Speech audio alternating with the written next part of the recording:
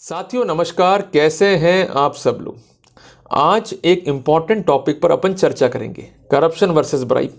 नाम तो सुना ही होगा। साथियों, करप्शन और ब्राइब को लोग एक ही चीज़ समझकर उस पर एक्ट अपॉन करते हैं।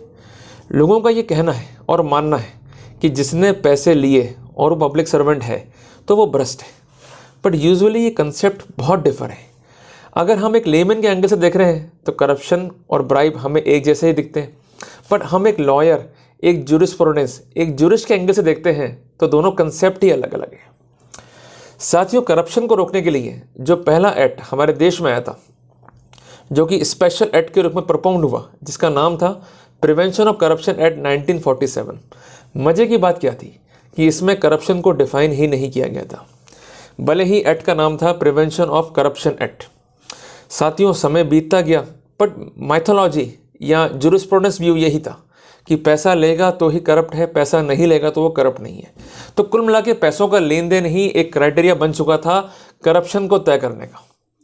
1964 में सनातनम कमेटी ने एक ऑब्जर्वेशन दिया, एक ऐसा ऑब्जर्वेशन जो चौंकाने वाला था। इसने क्या कहा कि poor and selfish exposure of the power is the corruption even though no money is taken और गिवन। बड़ा ही चौंकाने वाला स्टेटमेंट था कि भले ही पैसा दिया गया या पैसा नहीं दिया गया, कोई फर्क नहीं पड़ता, पर उस व्यक्ति के द्वारा अपनी पावर्स को, अपनी ड्यूटी को सेल्फिश तरीके से एक्सरसाइज किया गया है, then it is a form of the corruption. उदाहरण के लिए किसी व्यक्ति को नाजायज़ फ़ायदा पहुंचाना या इस तरह से फ़ायदा पहुंचाना जिसके लिए वो लीगली एंटाइटल्ड नहीं है।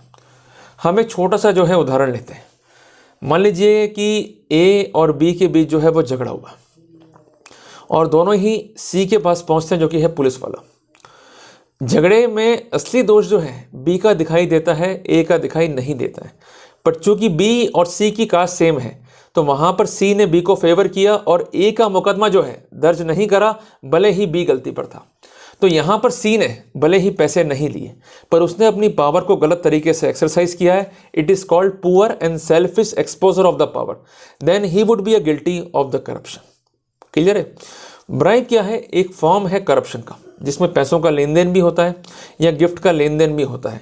तो कुल मिला के अगर गिफ्ट का लेन देन है, पैसों का लेन देन है, इसके साथ साथ अपनी पावर का गलत उपयोग भी हो रहा है, then it is a corruption. और अगर सिर्फ mere taking and giving of bribe है तो वहाँ पर करप्शन का वो एक फॉर्म है। अब यहाँ पर हमें एक बात और समझनी होगी कानून में, कि अगर हम प्रिवेंशन ऑफ करप्शन एक्ट को देखें जो 1988 का है, या 2018 में जो अमेंडमेंट इस कानून में है उनको देखें, तो वहाँ पर ब्राइब को डिफाइन करने के लिए दो अलग अलग कंसेप्ट जो है यूज़ किए गए हैं। एक कंसेप्ट तो है इलीगल ग्रेटिफिकेशन और दूसरा कंसेप्ट है अनड्यू एडवांटेज।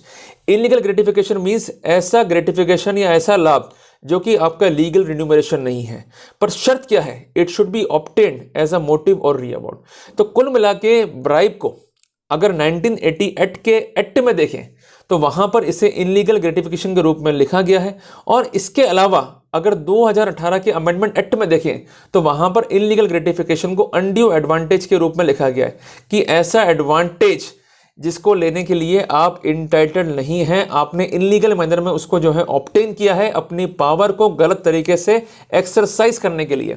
तो साथियों, आज हमने समझा कि ये कंसेप्ट जो है अलग अलग हैं, बट कुल मिला के सार यही है कि भले ही पैसे लिए गए नहीं लिए गए, बट अगर पुअर और सेल्फिश एक्सपोजर ऑफ पावर है then it is a corruption. But bribe या इनलीगल ग्रेटिफिकेशन या undue advantage, they are the form of the corruption. तो साथियों, हमेशा ही अपने आप को लॉजिकली अपडेट रखें ताकि सही जानकारी, सही इंफॉर्मेशन होने पर आप भी अपनी नॉलेज को इनलाइटन करते हुए, बूस्टअप करते हुए किसी और को भी जो है इनलाइटन कर सकें। साथियों, वीडियो अच्छा लगा तो इसे लाइक और शेयर कर देना। मिलते हैं एक नए टॉपिक के साथ, तब तक के लिए नमस्कार, जय हिंद, जय भारत।